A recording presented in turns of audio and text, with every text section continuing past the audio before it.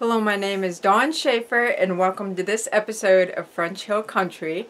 And I have a candle making project for you today. We are going to work on a pear and try to, with using the mold, try to get the color scheme that you are wanting. Instead of having your pear like a solid red, orange, yellow, yellow mixed with cinnamon, we will try to create a neat effect with the pear to make them a little bit more realistic on how the colors flow within the real pear. So this is what we have here. I made two. One is a little bit different from the others. I just wanted to play around with the colors a bit more. But I will show you how to get that gradient color going on from having the darker to the lighter and the mottled look. It's just a lot of fun to do, and it'll give you kind of an edge for creating your more realistic food molds. Okay, I'm going to show you first some of the things that I will get you started on this candle making project. For one, it is the silicone mold right here. This is my slim pear. Bamboo skewers, because I'm choosing not to put a hole in this mold, and a wick pin. The wax colors that I will be using are red and yellow. You can include orange with it if you want, but my base colors are going to be the red and yellow. So let's get started. As you can see, we have the silicone mold right here. We have our red and we have our yellow. I put newspapers underneath because, as you can see right there, I've already made a mess. And we will be creating this right here with, you can see it's red, a bit more red here, yellow here, and lighter as you go up. Creates a really cool effect. So let me show you firsthand what I do. I pour a little bit of red. And enough where I just want to shushle it around in the mold like this, and I'll keep doing it. I did not warm up my mold, so the wax hardens up right on contact. And as you can see, I started. There's some in there. I want to see. Not yet. Can you wait, baby? And I'm going to pour a little bit more in. And just keep turning it around until I see the coverage that I like. Usually on a pear, there's one spot or a couple towards the bottom of the pear where it is very red. So that area I want to keep a thicker amount of wax in there.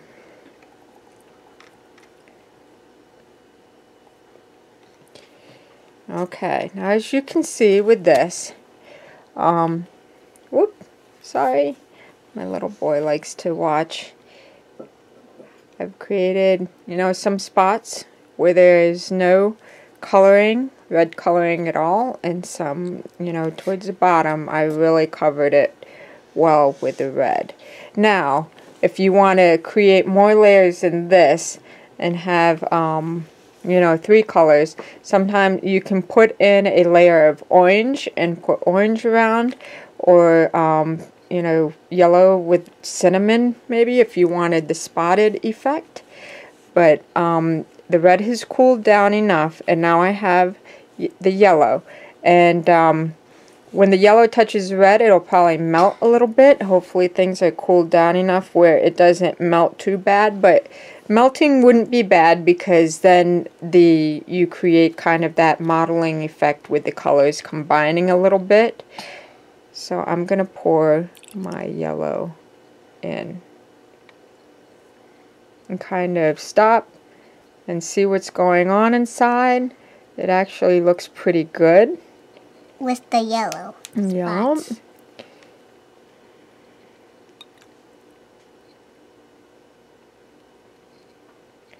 There's spots where there's absolutely no red at all. It might just create a stark difference between the red and the yellow. You'll have to play around to see what effect you are going for. Like I said, you could either cover them up a little bit more with the red or keep them blank, no red at all, or you could do an orange also. So I covered this up pretty good. And like I said, I'm going to use the wick pin. Use the wick pin and the bamboo skewers. I didn't want to really put in a hole. So I'm going to tape this end right here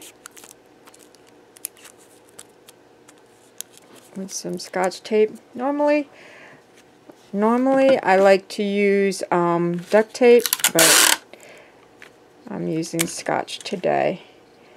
It'll still work out pretty good, but duct tape I know lasts longer when you tape the ends. And then take the wick pin, and then I'm just gonna put it down in.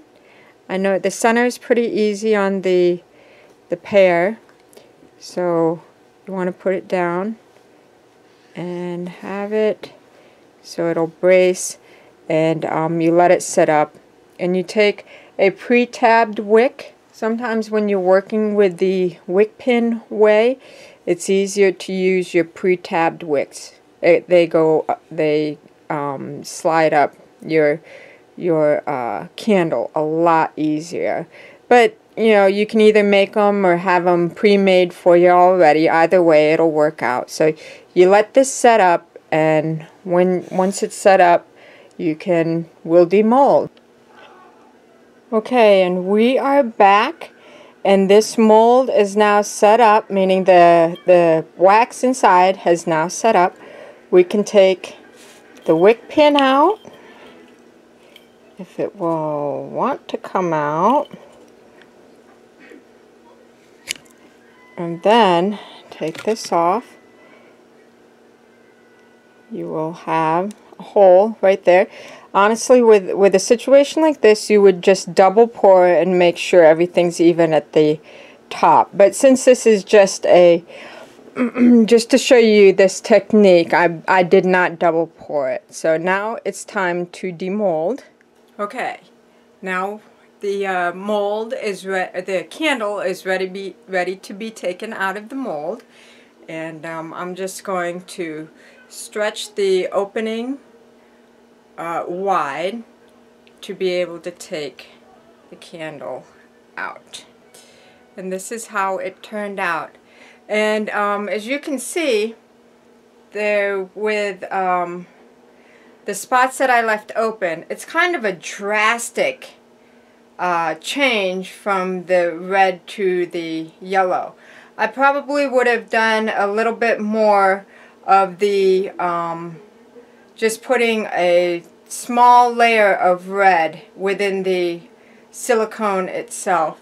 And with the pear, I don't know if you can see, but there are all these little pock marks on it. And to prevent pock marks, you would warm up the silicone so there's not such a drastic transition between the temperature of the silicone and the temperature of the wax. So that will help prevent pock marks. You can actually warm your silicone mold up in an oven about, I would probably do 150 to 200, maybe 10 minutes. and leave the oven door open just so you can warm up your silicone mold and prevent the pock marks. But otherwise that, if you do like the marks, it kind of gives like a rustic, raw look to it. So it is within itself a certain style if that's what you want to achieve. There's nothing wrong with it. If you do like it, I would say go for it. I want to show you that I did the wick hole with the wick pin. I did it a different way instead of putting it through the silicone mold itself. And so I take my pre-tabbed wick and I can just insert, and there you have it. So it's just as easy, and then with the extra you just kind of curly Q. Some people like the curly Q end. So I'd like for you to try this technique out. What I should have done, which I didn't do, was have my test sheet out, I have a book that I put all my experiments in, and I should have said, well, I completely coated the inside of the pear with the red or whatnot, because I could not remember exactly what I did. But this is to show you that, you know, the yellow really comes out, and there's some modeling in between with the yellow slightly melted the red wax. So there's some variation. But this one right here is another variation. I did use orange in it, so you see the red, and then there's some orange right through there, and then the yellowing. This one, and then my third one, or my second one right here, I did coat it pretty good on the inside with the red, and then I poured the yellow. So there are many ways that you could do this. You can have each one of them different from the rest, which makes them very unique. I also want to test out and show you what it possibly could look like if you put some cinnamon within just the yellow color and just had the red with maybe some orange and yellow in it too, with this cinnamon look. So it's just a fun time to experiment, get the look that you want, just be completely creative with what you've got. And I can't wait until I try another experiment with you. So stay tuned, and I will talk with you later.